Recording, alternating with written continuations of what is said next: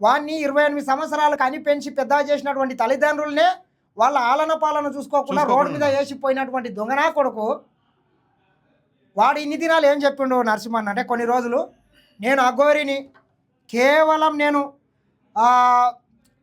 శ్మశాన వాటికలలో మాత్రమే ఉంటా, నేను ఎటువంటివి తినను, కొన్ని పాలు తాగుతా, ఏదో ఇది తీసుకొని బతుకుతా, అసలు ఎటువంటి ఆహారం తీసుకోనని చెప్పినటువంటి ఈడే మళ్ళీ నిన్నమో ఏం చెప్తున్నాడు, అఘోరీలు చికెన్ తింటారు, మటన్ తింటారు, సిగరెట్లు తాగుతారు, కొంతమంది అయితే డ్రగ్స్ కూడా తీసుకుంటారు, నేను ఇంకా నయం అది తీసుకుంటలేను.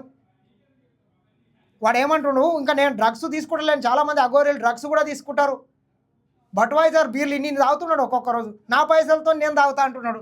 అన్న ఇంకొకటి విషయం తెలియదు, అసలు అది ఇజ్రాయలకు ఒకటి చేస్తారు కానీ ఆపరేషన్. అవును. అయితే ఆపరేషన్ చేసుకున్నప్పుడు 2008లో నేను చిన్న ఉన్నప్పుడే వెళ్ళిపోయినా, నాకు అప్పుడే ఆపరేషన్ జరిగినని కొన్ని